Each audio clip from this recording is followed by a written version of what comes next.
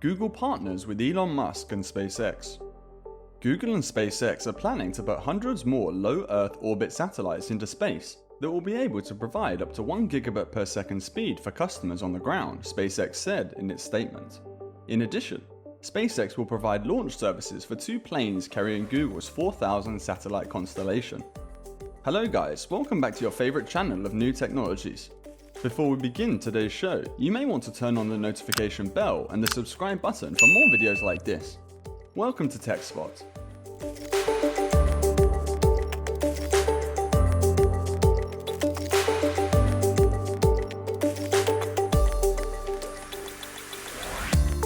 Space exploration has a funny history.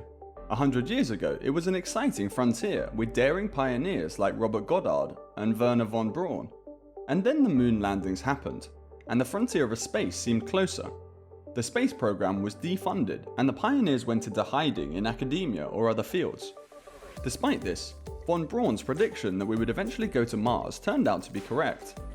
The interest in space didn't go away, it just changed shape. Today there is a huge amount of private investment in new ways to explore space, such as asteroid mining and commercial spaceflight.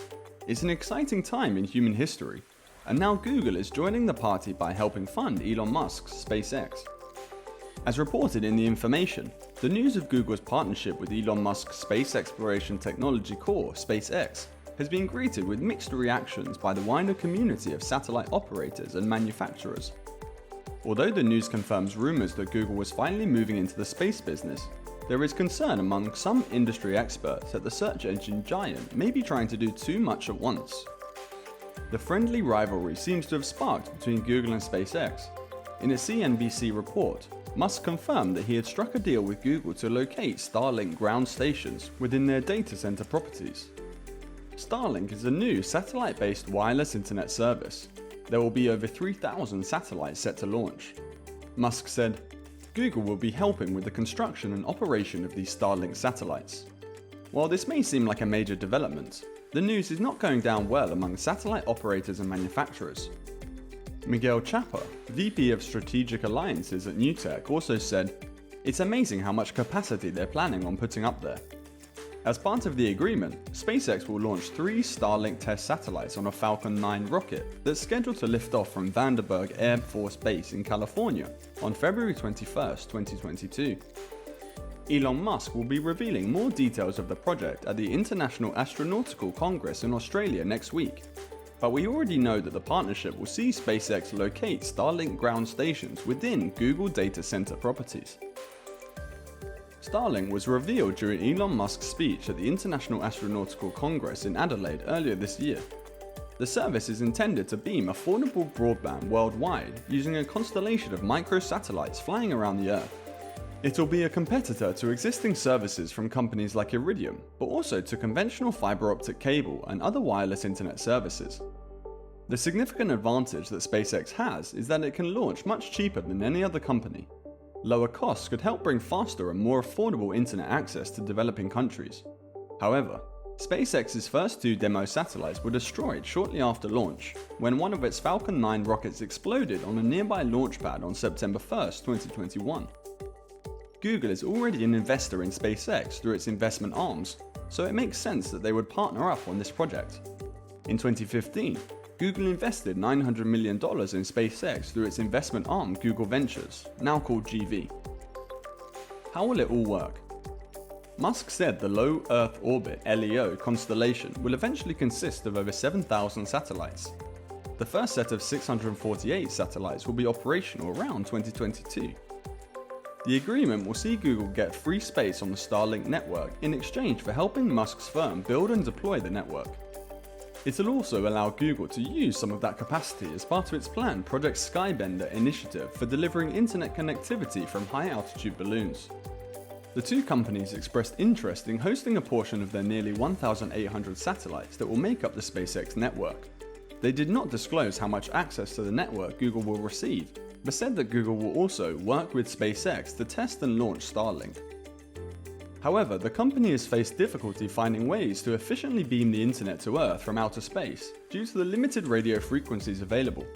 The deal between the 2 companies is still subject to regulatory approval. With this collaboration with Google, the space industry is witnessing a paradigm shift where the new age enterprises are looking to the emerging economies for expanding their business. This is because the vast untapped resources have the potential of transforming the fortunes of these economies. The partnership has been designed to give enterprises with a presence in remote areas of the world, such as those working in agriculture, energy, and communication sectors, access to global markets that they often do not have access to due to remoteness. Google is now actively working on entering the satellite communications market. The company is going to be launching satellites that will give low-cost internet access to places that are mostly neglected by the big telecom companies. The company had earlier filed papers with International Telecommunication Union (ITU), an intergovernmental organization, for getting approval for its satellite venture. ITU has approved Google's application and has assigned it a frequency band in Ka band. The company has also bought a huge amount of bandwidth from FSS operator O3b Networks, which is run by SES. The initiative is another step forward towards Google's goal of getting the entire world online.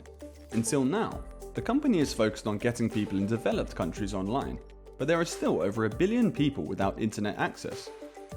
The program, which is called Project Loon, will initially be sent to New Zealand, where they will be tested before being sent to other parts of the world. Up until now, Google had been testing its balloons mostly in America and Australia, but they have now reached out to local ISPs and mobile networks in New Zealand to get more people involved. The technology they are using is designed so that it can be used anywhere, and the infrastructure required is minimal. As a result, the company says that it can offer affordable rates for internet access. SpaceX will now be able to offer the same services it provides to NASA and other clients to Google. That will make it easier for the company to compete with Amazon's cloud computing unit, known as Amazon Web Services, or AWS. This move will also help SpaceX compete with other satellite internet companies like OneWeb and LeoSat, that are also racing to put thousands of satellites into orbit in the next few years. The Titan deal could give Google more flexibility and control over its project, analysts say. The Titan deal is just the latest example of an increasingly fraught relationship between Google and Amazon. The two tech giants have been competing on multiple fronts for years, from cloud computing to voice-controlled speakers to online shopping. At stake is an estimated $200 billion market for cloud services that is expected to grow at a double-digit clip over the next couple of years. It's not a secret that there are tensions between these companies, but they have so many irons in the fire working together that they have decided they will continue doing business together even while they compete. Amazon's success with AWS has forced Google, Microsoft, and traditional IT vendors to rethink their plans. Until recently, most of the big web companies kept their own data centers and built their hardware, but Amazon has shown them a better way. In switching over to AWS, these companies can save money and add more features for their customers with less hassle. While this partnership is intended to bring space to the people, it may have a more practical application. The lack of space-based servers could be a major obstacle to the use of the internet on Mars, or even on Earth, once humans do get there. What's Google's interest in this? Why would they want to invest in companies that are trying to put the internet into space? The answer is simple.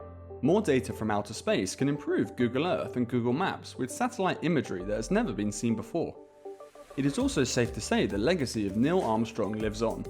He was that American hero who changed the world forever when he took that first step onto the moon on July 20th, 1969.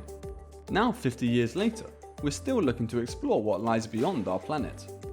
Join us for a look at NASA's next steps into deep space and a discussion of how modern technology can help us get there faster than ever before. With that, we come to the end of today's video. What do you think about this new partnership deal? Could this be a major leap towards internet speed liberation? Tell us your views in the comment section, and don't forget to hit the like and subscribe button to get notified when a new video is out. Bye for now.